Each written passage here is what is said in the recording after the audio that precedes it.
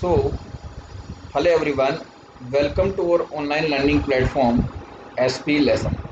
तो जैसा कि मैं हर बार बोलता हूं बच्चों कि अगर आप इस चैनल पर नए हैं तो सब्सक्राइब करें, पुराने हैं तो लाइक करें और शेयर तो करना ही है। तो आज हम बात करने जा रहे हैं बच्चों अल्टरनेटिंग करंट के बारे में, जिसमें हम करंट की जो डिफरेंट वैल्यूज़ होती हैं उसके बारे में बात करेंगे। वन शॉट वीडियो और इसका जो PDF है बच्चों, आपको लिंक डिस्क्रिप्शन में मिल जाएगा, जाके आप डाउनलोड कर सकते हो। और ये जो वीडियो है ये JEE के साथ साथ बोर्ड एग्ज़ाम्स और नीट के लिए भी यूज़फुल है। सो स्टार्ट करते हैं विदाउट एनी इन्वेस्टिंग टाइम। तो आज बात करने जा रहे हैं बच्चों हम अल्टरनेटिंग करंट के बारे में। उसकी पहली वैल्यू जो आती है वो आती है इंस्टेंटेनियस वैल्यू ऑफ करंट और वोल्टेज, जिसको I और E से शो करते हैं। बच्चों पहले इस वर्ड का मतलब समझते हैं कि इंस्टेंटेनियस का मतलब होता क्या है। देखो, किसी पर्टिकुलर टाइम पर या at any instant of time पर अगर आप कोई वैल्यू नाप रहे हो या कोई वैल्यू मेजर कर रहे हो तो उसको बोलते हैं हम इंस्टेंटेनियस वैल्यू। जैसे गाड़ी का जो स्पीडोमीटर होता है, आपके पास कोई गाड़ी होगी, एक्टिवा, यामाहा, जो भी है, उसका जो स्पीडोमीटर होता है वो इंस्टेंटेनियस स्पीड नापता है बच्चों। मतलब जैसे 10 सेकंड पर आपका जो एरो है वो 30 पर है, तो आपने जैसे स्पीड बढ़ा दी तो अगले सेकंड में वो और आगे बढ़ जाएगा। फिर आपने ब्रेक दबा दिया तो फिर आगे वो और कम हो जाएगा। तो इस तरह से पर्टिकुलर टाइम पर जो आप वैल्यू मेजर करते हो उसको बोलते हैं इंस्टेंटेनियस वैल्यू। सो हम बात करेंगे द वैल्यू ऑफ करंट और वोल्टेज इन ऐसी circuit at any instant of time is called instantaneous value. अब जैसे करंट की, जब अल्टरनेटिव करंट की जो इंस्टेंटेनियस वैल्यू लिखते हैं बच्चों, वो लिखते हैं I equal to I naught sine omega T, जब कोई भी फेज ना हो, या I equal to I naught sine omega T plus five. इस फाइव को बोलते हैं बच्चों फेज। ओके। इसी तरह से आप अगर इंस्टेंटेनियस वोल्टेज लिखते हो बच्चों तो वो लिखते हैं E equal to E naught sine omega T, या E equal to E naught sine omega T plus five. देखो इसको क्या बोलते हैं बच्चों, where omega T plus five को क्या बोलते हैं, फेज बोलते हैं। ओके। अब देखो बच्चों, जो अल्टरनेटिव करंट आती है वो बनती कैसे है, वो बनती है किसी भी रेक्टेंगुलर कॉइल को आप मैग्नेटिक फील्ड में आप उसको रोटेट कराओगे तो उससे क्या होगा बच्चों, EMF जनरेट होता है। ओके, ये आपने EMI वाले चैप्टर में पढ़ा होगा। अब जो AC करंट है वो हालांकि बहुत सारी शेप्स की होती है, लेकिन अपन जनरली कौन से काम में लेते हैं, साइनोसोडियल वेव। तो ये साइन का ग्राफ दिख रहा है बच्चों आपको। ओके। तो पहली डेफिनेशन आती है एम्पलीट्यूड ऑफ AC, जिसको हम बोलते हैं पीक वैल्यू, और इसको शो करते हैं या तो I नोट से या IM से। ये क्या होता है बच्चों, ये मैक्सिमम वैल्यू होती है AC की। ओके। इसका मतलब एक AC जो है वो एक साइकिल में 2 बार मैक्सिमम वैल्यू गेन करती है। देख लो, ये जो है बच्चों ये पॉजिटिव हाफ साइकिल है, इसमें एक बार मैक्सिमम वैल्यू ये आएगी जहाँ मेरा कर्सर है। फिर इसको बोलते हैं हम नेगेटिव हाफ साइकिल, इसमें ये मैक्सिमम वैल्यू यहाँ आएगी। इसका मतलब ये यहाँ पे प्लस I नोट या प्लस E नोट आएगा, और ये यहाँ पे माइनस I नोट या माइनस E नोट आएगा। अब बच्चों इस पॉजिटिव हाफ साइकिल में आप देखोगे यहाँ से लेकर यहाँ तक T/4 टाइम लगता है इसको अपनी मैक्सिमम वैल्यू जाने में। फिर मैक्सिमम से वापस जीरो पे जाओगे तो T/4 टाइम लगेगा, टोटल T/2 हो जाएगा। फिर वापस जीरो से नेगेटिव में मैक्सिमम जाओगे तो फिर T/4 टाइम लगेगा और ये 3T/4 हो जाएगा। और फिर इसको मैक्सिमम से जीरो पर जाने में फिर T/4 टाइम लगेगा। इसका मतलब एक कंप्लीट साइकिल हो जाएगा, जिसको आप बोलोगे कैपिटल T। ओके। और ये जो ग्राफ है बच्चों ये खींचा हुआ है I या E में और थीटा में, या इसको आप लिख सकते हो I या E और ओमेगा टी में, बिकॉज थीटा को ही ओमेगा टी बोलते हैं बच्चों। ओके, चलो आगे चलते हैं। फिर बात करते हैं बच्चों AC के एवरेज वैल्यू के लिए, या AC की कुछ वैल्यूज़ के लिए कि एवरेज वैल्यू कैसे फाइंड आउट करें। तो बच्चों पहली बात तो ये आपको याद रखना, मैथमेटिकल फंक्शन है, किसी की एवरेज वैल्यू कैसे फाइंड आउट करते हैं। तो average value of any function f is function of t over a period of time, capital T is given by f। Average जो होगा बच्चों, ये एवरेज का साइन है, ये ब्रैकेट दिख रहे हैं आपको दो, ये एवरेज का साइन है बच्चों। f एवरेज किसके इक्वल होता है, इंटीग्रेशन f dt, लिमिट लगा दोगे जीरो से capital T divided by dt, limit लगा दोगे जीरो से कैपिटल T। बच्चों लिमिट कैसे लगाते हैं वो भी बता देता हूँ मैं आपको। अगर आप पूरे साइकिल के लिए निकाल रहे हो या एक कंप्लीट साइकिल के लिए निकाल रहे हो तो लगाओगे जीरो से कैपिटल T। इसका मतलब आप यहाँ से लेकर यहाँ तक पूरे के लिए निकाल रहे हो। अच्छा, अगर आप लिमिट लगाओगे जीरो से लेकर T/2 तक, इसका मतलब आप जो है वो यहाँ से लेकर यहाँ तक निकाल रहे हो। और अगर आप निकाल रहे हो T/2 से T तक, इसका मतलब आप जो है वो यहाँ से लेकर यहाँ तक लगा रहे हो। इसका मतलब आपने नेगेटिव हाफ साइकिल के लिए लगाया। ओके। तो इसका सोल्व करने पे आएगा बच्चों वो कितना आएगा, 1/T integration f dt। Okay. कुछ वैल्यूज़ आपको याद भी रखनी है बच्चों, साइन स्क्वायर ओमेगा टी का जो एवरेज वैल्यू होती है कंप्लीट साइकिल में होती है 1/2, कोस स्क्वायर ओमेगा टी की भी 1/2, साइन टू ओमेगा टी की होती है 0 और कोस टू ओमेगा टी की भी कितनी होती है 0 होती है बच्चों। अब जैसे एवरेज वैल्यू निकालते हैं एसी के लिए, या इसको आप बोलते हैं आई एवरेज। अच्छा, अगर मेरे पास इंस्टेंटेनियस करंट है I equals to I naught sine omega t, और उसको मैं एक साइकिल में या वन कंप्लीट साइकिल में इस तरह से सोल्व करता हूँ, देखो ये एक फॉर्मूला है बच्चों एवरेज वैल्यू निकालने का, integration I d t divided by integration d T. Limit लगाओगे जैसा आपको चाहिए, मैंने अभी बताया था कंप्लीट साइकिल के लिए चाहिए कि पॉजिटिव हाफ साइकिल के लिए चाहिए, नेगेटिव हाफ साइकिल के लिए चाहिए। अब इसमें जीरो से कैपिटल टी लगा रखा है, इसका मतलब कंप्लीट साइकिल की बात कर रहा है, कंप्लीट साइकिल में एवरेज वैल्यू कितनी आती है 0 आती है। ऑब्वियसली सही बात है, क्योंकि जितना इसका पॉजिटिव वैल्यू होगा उतना इसका नेगेटिव वैल्यू होगा, दोनों एक दूसरे को कैंसिल आउट कर देंगे, तो एवरेज वैल्यू कितना आ जाएगा बच्चों 0 आ जाएगा। इसका मतलब एसी के लिए जो एवरेज वैल्यू निकाली जाती है वो हाफ साइकिल के लिए निकाली जाती है, वो पूरे साइकिल के लिए निकालोगे या कंप्लीट साइकिल के लिए निकालोगे तो वो कितना आएगा बच्चों 0 आएगा। तो हाफ साइकिल के लिए बात करोगे, हाफ साइकिल के लिए बात करोगे तो बोलो लिमिट कहाँ से कहाँ तक लगाओगे 0 से लेकर प्लस t/2 तक। ओके बच्चा पार्टी, तो 0 से लेकर t/2 तक लगाओगे, ये लगा दिया 0 से t/2, ये 0 से t/2।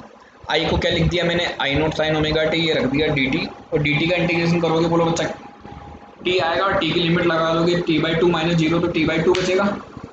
ओके ओके, इसको पूरे को सोल्व करोगे बच्चा पार्टी, आपके पास आंसर आएगा 2 आई नोट अपॉन पाई, या 0.636 आई नोट, या आई एवरेज जो होती है वो पीक वैल्यू की 63.7% होती है। ये बोर्ड में आने लायक सवाल है। अभी इस पे जो एडवांस के सवाल बनते हैं वो मैंने आपको होमवर्क के लिए दिए हैं, और कुछ एक सोल्व करके बताएं, वो आगे समझ में आ जाएगा। इसी तरह से आप बच्चों ईएमएफ के लिए निकालोगे ई एवरेज, वो किसका, जैसे ये 2 आई नोट अपॉन पाई आया है, ये कितना आ जाएगा 2 ई नोट अपॉन पाई आ जाएगा। ओके, या 0.637 ई नोट आ जाएगा, या 63.7% ऑफ ई नोट आ जाएगा। ओके, अच्छा अब इसको समझते हैं बच्चों। देखो इस पहले ग्राफ में देखो ए में, यहाँ पे देखो बच्चों ए से बी तक जा रहे हो आप, ए से बी तक जा रहे हो, तो बिटवीन ए एंड बी बोलो ये कंप्लीट साइकिल है, तो आई एवरेज और ई एवरेज 0 होगा। ओके बच्चा पार्टी, एक्चुअली में हुआ क्या, जितना पॉजिटिव है उतना नेगेटिव है, दोनों एक दूसरे को कैंसिल आउट कर दिया, आपका आंसर आ गया 0। इस तरह से बी वाले में देखो बच्चों, जितना ए से बी तक जा रहा हूँ मैं, तो भी आई एवरेज और ई एवरेज 0। वाई, बिकॉज यहाँ पे जितना पॉजिटिव है उतना यहाँ पे नेगेटिव है।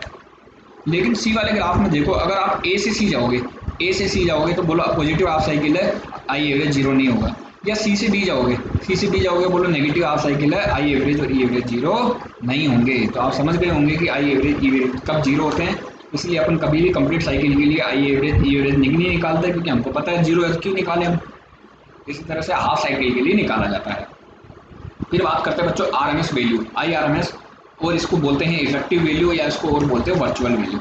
अच्छा बच्चों एक चीज़ बता दूं कि जो आरएमएस वैल्यू होती है, या आप कोई भी इक्विपमेंट लेके आते हो मार्केट से, जो उस पर करंट का वैल्यू लिखा होता है वो आईआरएमएस होता है। और एक एक्स्ट्रा चीज़ बता दूं न्यूमेरिकल सॉल्व करने के लिए, तो जो भी आपको करंट दिया होता है मैक्सिममली वो कौन सा करंट होता है, आरएमएस करंट होता है क्वेश्चन में। ओके, तो इसका जैसे नाम से पता पड़ रहा है बच्चों, डेफिनेशन लिखने की जरूरत नहीं है कि पहले तो, अब इसको उल्टा पढ़ना बच्चा आपको। उल्टा कैसे पढ़ोगे, पहले तो उसका स्क्वायर करो, फिर मीन करो, और फिर रूट ले लो। ओके, तो पहले स्क्वायर करा, फिर मीन ले लिया आपने, देखो मीन ले लिया, देखो integration I d t divided by integration d t, और फिर क्या करना बच्चों, रूट करना है। उल्टा पढ़ रहे हैं ना बना रहा है इसको, रूट करोगे तो देखो इसका स्क्वायर इसके अंडर लग जाएगा।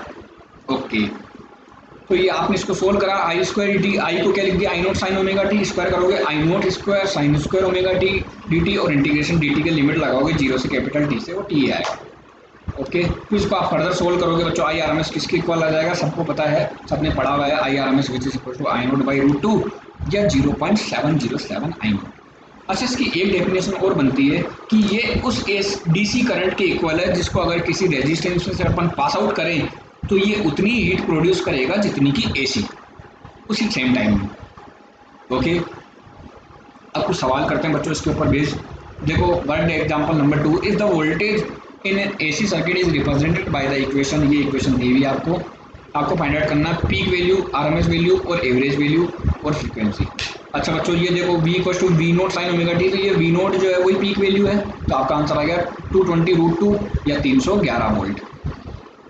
ओके ओके, फिर आपको क्या बनाना है, आरएमएस वैल्यू निकालनी है, वी आरएमएस किसके इक्वल होता है, वी नोट बाई रूट 2 अभी पढ़ा है, वी नोट की वैल्यू कितनी है 220 √2 मल्टीप्लाई डिवाइडेड बाई √2, तो √2 से √2 कैंसिल आउट हो जाएगा, 220 वोल्ट आ जाएगा।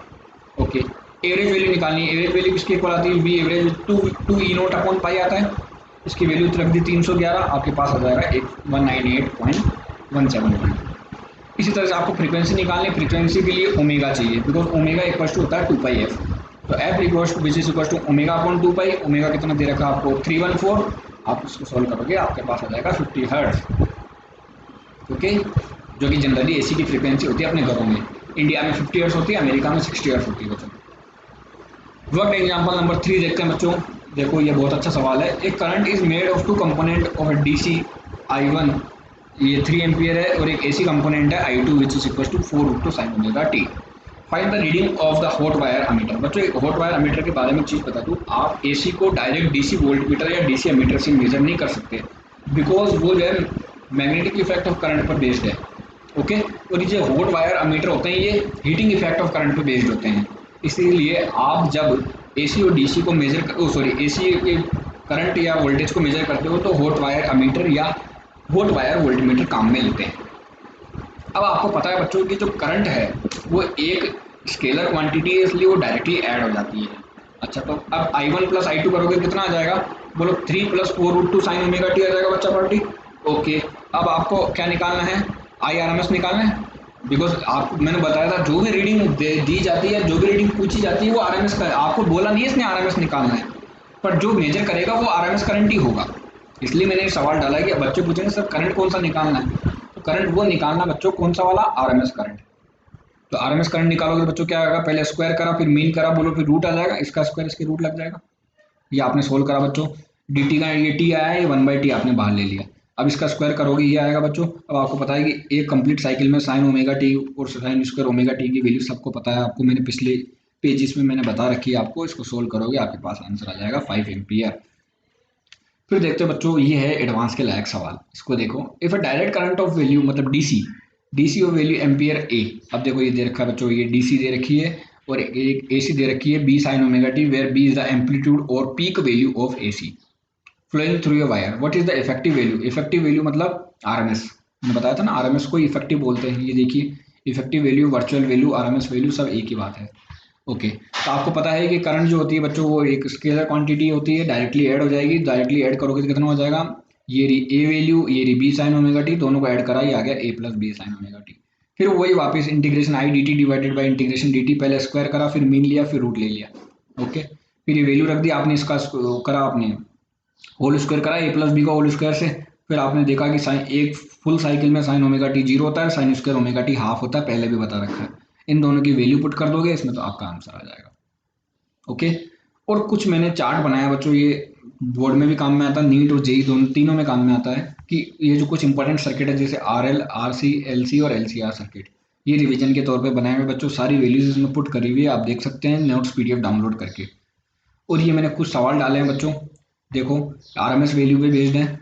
एक तो एक क्वेश्चन नंबर 14 देखो, I1 equal to I0 sine omega T, I2 equal to I0 2 sine omega T है, तो आपको I3 निकालना है, या I3 कितना होगा।